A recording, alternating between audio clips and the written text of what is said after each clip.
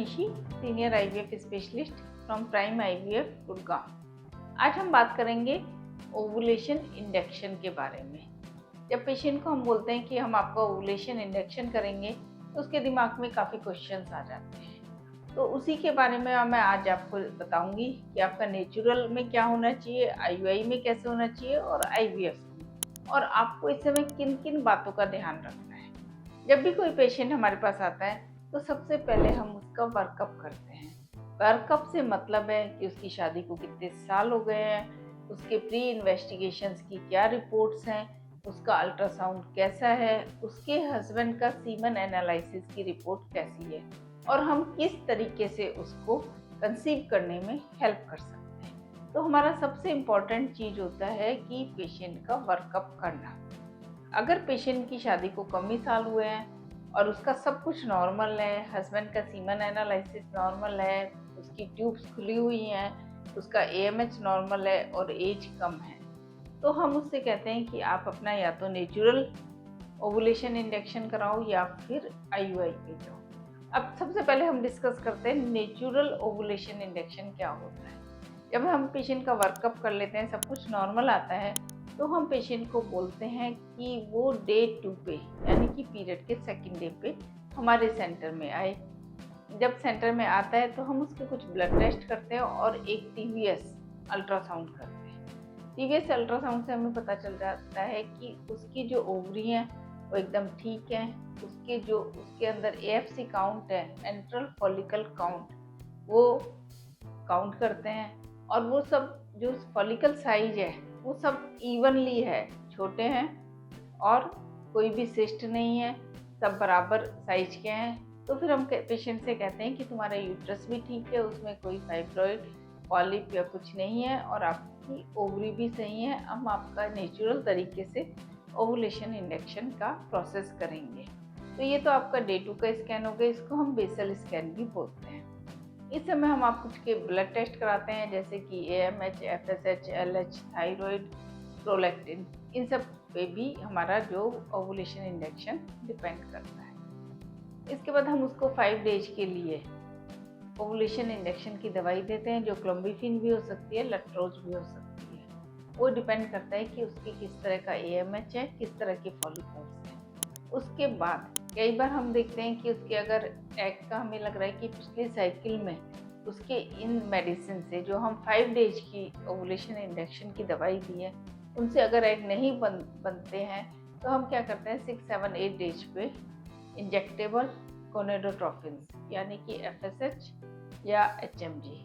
FSH जो होता है वो फॉलिकल स्टिमुलेटिंग हार्मोन बोलते हैं, और जो एचएमजी होता है उसमें एफएसएच यानी कि follicle stimulating hormone plus LH luteinizing hormone दोनों होते हैं। इस तरह से आपने देखा कि हमने 5 डेज की तो उसको ओवुलेशन इंडक्शन की ड्रग्स यानी गोलियां दी हैं, और इसके बाद 3 या 4 दिन के हम उसको इंजेक्शंस देते हैं। 8 डेज से हम उसकी फॉलिकुलर मॉनिटरिंग शुरू करते हैं। हम अल्ट्रासाउंड टीवीएस करते हैं और देखते हैं कि एग का साइज क्या है। अगर 14-15 mm होता है और हमें लगता है कि उसको एक और इंजेक्शन की या एक और गोनेडोट्रोफिन की ज़रूरत है, तो हम स्कैन के बाद ये डिसाइड करते हैं कि उसको अल्ट्रासाउंड स्कैन के बाद डिसाइड करते हैं कि उसको गोनेडोट्रोफिन लगाना है या नहीं लगाना। इसके बाद हम 10th डे पे 12 डे पे उसका अल्ट्रासाउंड करते हैं और हम देखते हैं कि फॉलिकल साइज जो है वो कितना हो गया है। जब उसका 18 mm से 20 mm तक का फॉलिकल साइज हो जाता है, तो हम उसको रैप्चर का ह्यूमन गोनेडोट्रोफिन जो होते हैं, मतलब एचसीजी इंजेक्शन, जब उसका साइज 20 mm तक का हो जाता है, तो हम उसको एचसीजी का इंजेक्शन यानी कि रैप्चर का इंजेक्शन लगाते हैं। और उसके बाद हम ये 36 या 40 आवर्स के बाद उसका फिर से एक दिन छोड़ के उसका अल्ट्रासाउंड करते हैं और ये देखते हैं कि जो हमने फॉलिकल बनाया था वो रैप्चर हुआ या नहीं हुआ। अगर रैप्चर हो जाता है तो हम पेशेंट से कहते हैं वो आपस में साथ में रहें। नेचुरल तरीके से अगर वो जाना चाह रहे हैं तो हम उनको इंटरकोर्स की करने की सलाह देते हैं। इसमें एक बात और ध्यान देने योग्य है, जब भी हम उनका टीवीएस के द्वारा फॉलिकुलर मॉनिटरिंग कर रहे हैं तो हम उनकी एंडोमेट्रियल लाइनिंग भी देखते हैं कि वो कैसे बन रही है, क्या थिन एंडोमेट्रियल तो नहीं है, और हमें वो एंडोमेट्रियल लाइनिंग जो होती है 8 mm से ज़्यादा चाहिए, तभी वो सक्सेस होगा। तो आपने देखा कि जो अगर हम नेचुरल भी ट्राई कर रहे हैं तो भी हमें फॉलिकुलर स्टडी करनी पड़ती है, एंडोमेट्रियल लाइनिंग की स्टडी करनी पड़ती है, और जब रैप्चर हो जाता है यानी कि उसके पीओडी में फ्लूइड आया है या नहीं, ये सब हमें टीवीएस के द्वारा ही पता चलता है। ये तो हुआ नेचुरल जो हम ओवुलेशन इंजेक्शन दे रहे हैं उसकी बात। अब हम बात करते हैं आईयूआई की। कई बार देखा जाता है कि जब हम 2 या 3 साइकिल उसको नेचुरल कर चुके होते हैं और हमने HSG कराया होता है कि उसकी दोनों ट्यूब पेटेंट है, तो पेशेंट की एज भी कम होती है, सीमन एनालिसिस भी सही है, तो हम पेशेंट से कहते हैं कि आपका आईयूआई करते हैं, क्योंकि आईयूआई के रिजल्ट जो हैं वो नेचुरल से थोड़े ज़्यादा हैं। अगर नेचुरल के 10% हैं तो आईयूआई के 20 to 30-35% आईयूआई के रिजल्ट होते हैं। उसमें भी सेम वही प्रोसीजर होता है ओवुलेशन इंजेक्शन का। डे 2 पे हम पेशेंट को अपने क्लिनिक पे बुलाते हैं, उसके ब्लड टेस्ट करते हैं, वर्कअप करते हैं उसका।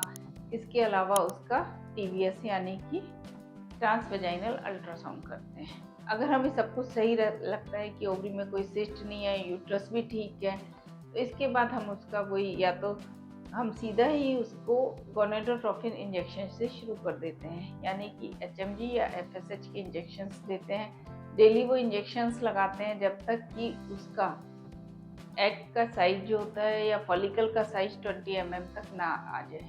कई बार क्या होता है कि 1 या 2 की जगह 3 एग या 4 एग बन जाते हैं, 4 फॉलिकल्स हो जाते हैं, तो हम उस आईयूआई की साइकिल को कैंसिल कर देते हैं, क्योंकि उससे क्या होता है मल्टीपल प्रेगनेंसी के चांसेस बहुत ज़्यादा हो जाते हैं। तो इसमें हमने गोनेडोट्रोपिन इंजेक्शंस लगाए, और या फिर हम उसको ओवुलेशन इंजेक्शंस की जो टैबलेट्स हैं वो देते हैं, कुछ इंजेक्शंस देते हैं। तो ये सब प्रोटोकॉल जो होता है वो पेशेंट टू पेशेंट वेरी करता है।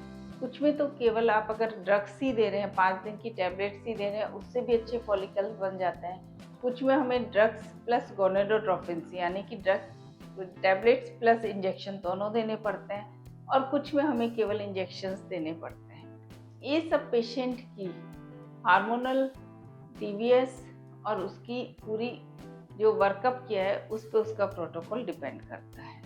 जब हमने देखा कि हम फॉलिकुलर मॉनिटरिंग करते हैं, फॉलिकुलर मॉनिटरिंग मतलब कि उसके 3 या 4 टीवीएस स्कैन किए जाते हैं। जैसा मैंने आपको बताया कि एक तो डे 2 पे स्कैन करते हैं, इसके बाद डे 8 या डे 9 से हम उसका टीवीएस से स्कैन करते हैं, वो हम एक दिन छोड़ के एक दिन करते हैं। जब डे 12 पे हमें आइडिया लग जाता है कि इसका जो फॉलिकल साइज है वो 18 to 20 mm हो गया है, या डे 14 पे, मतलब जब भी फॉलिकल साइज 18 to 20 mm हो जाता है तो हम उस पर HCG या ओविट्रिल रैप्चर के लिए इंजेक्शन लगाते हैं।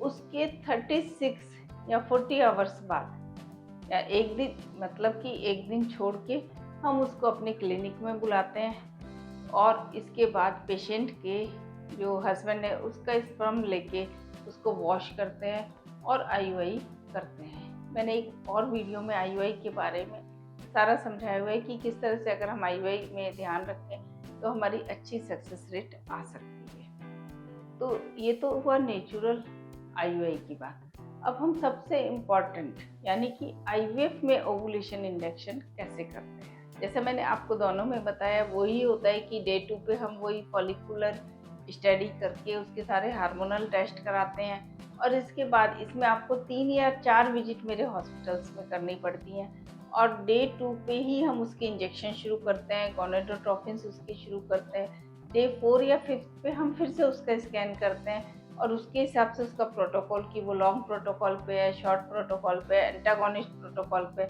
उसके हिसाब से हम उसके इंजेक्शंस फिर डिसाइड करते हैं। 5th डे के बाद हम उसका जो भी डोज है वो सेटल करते हैं। कई बार हम उसके ब्लड टेस्ट भी कराते हैं कि E2 की लेवल क्या है, P4 क्या है। इसके बाद 8 या 9 डेज पे हम फिर से पेशेंट को बुलाते हैं। बीच में जो भी इंजेक्शंस होते हैं वो हम पेशेंट को घर ले जाने के लिए दे देते हैं। 8 या 9 डेज पे जब हम देखते हैं कि उसके जो फॉलिकल्स हैं वो 18 से 20 mm में हो गए हैं, तो हम 9 डे पे या 10 डे पे depending upon the size of follicle हम उसको ट्रिगर देते हैं। जो ट्रिगर होता है उसके 36 आवर्स से पहले ही हम उसका एग रिट्रीवल करते हैं, यानी कि उसके एग लैब के अंदर निकाल लिए जाते हैं। ये oocyte रिट्रीवल जो होता है ये बेहोश करके किया जाता है। तो मैंने आपको ओवुलेशन इंडक्शन के बारे में पूरा डिटेल में बताया है कि कैसे हम नेचुरल में ओवुलेशन इंडक्शन करते हैं, आईयूआई में करते हैं और आईवीएफ में करते हैं। इसके बारे में आपका कोई भी क्वेश्चन है तो आप सजेशन बॉक्स में जाके पूछ सकते हैं या फिर मुझे ईमेल कर सकते हैं। धन्यवाद।